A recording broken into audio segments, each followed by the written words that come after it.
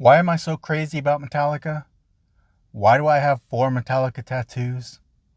At one point in my life, these words actually came out of my mouth. Metallica sucks. I hate them.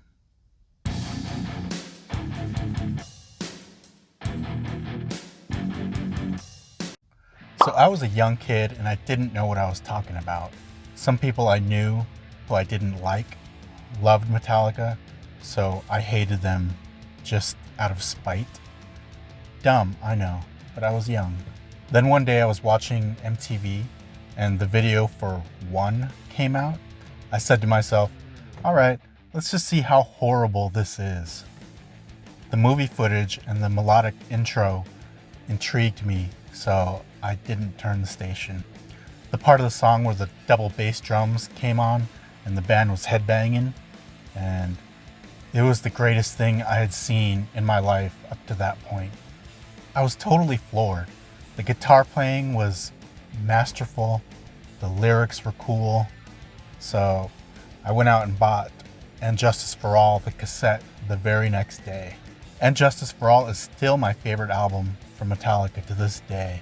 So like I've said in other videos, I lived in an isolated village in Alaska, so I didn't really get a whole lot of exposure to Metallica's music before And Justice for All.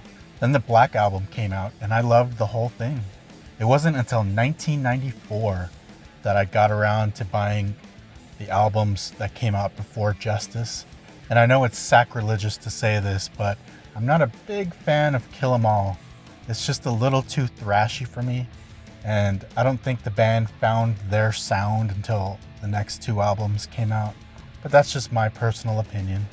So Ride the Lightning and Master of Puppets are pretty much flawless to me.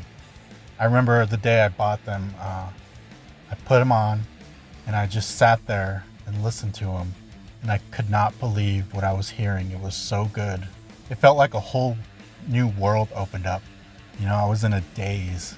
I never thought that me, some kid from a little village in Alaska, would ever get to meet the band, hug James, be in one of their videos, or even go to one of their concerts, or get Metallica tattoos. So back then, to me, they seemed dangerous and kind of scary, just the whole band, just by looking at them and how heavy the music was. Then Load and Reload came out, and I was so excited to hear new music from them.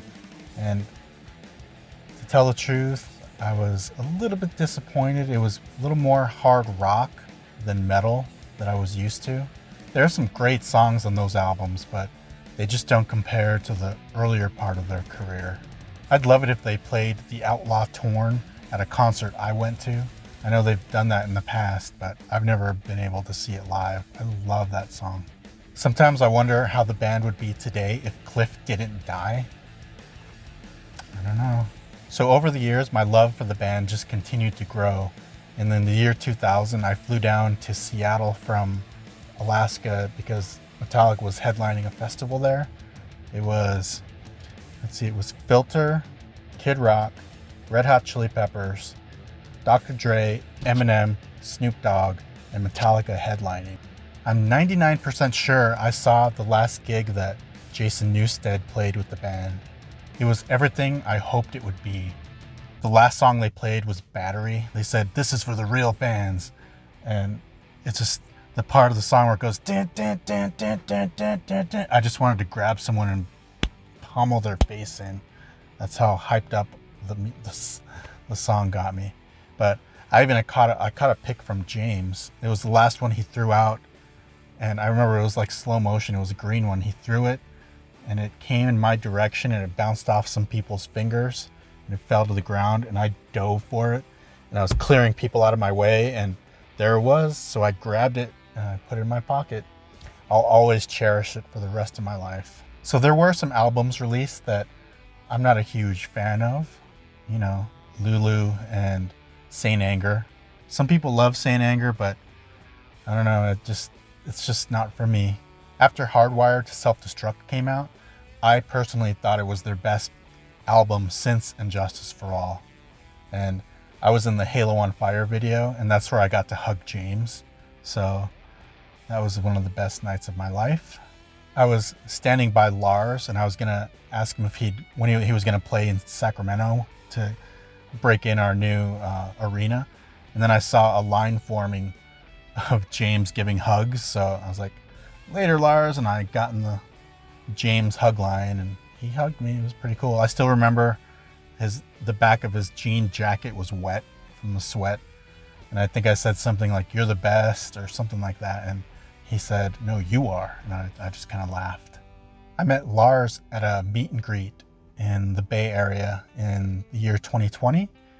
It was at a promotion for Black and Whiskey, and Lars was really cool. He was so laid back, and he was interested in my tattoos. He was pointing at them and pointing at some and asking what they were. And of course, I showed him my 4 Metallica tattoos I have, and he thought it was pretty cool. So Metallica is my second favorite band of all time. Oasis is my first, but since they're not together anymore, the Metallica is my favorite band that is still together making music right now.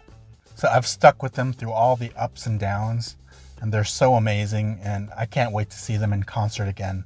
I saw the World Wired tour 4 times. My YouTube channel is thriving because of them, because I released a Metallica video of James Hetfield flipping off a 11-year-old, and it's gotten over 835,000 views on it, and that's given me way more subscribers than I would have had. So I've got to thank Metallica for that. All I have left to say is thank God for Metallica. Thank you for watching. I'll see you next time.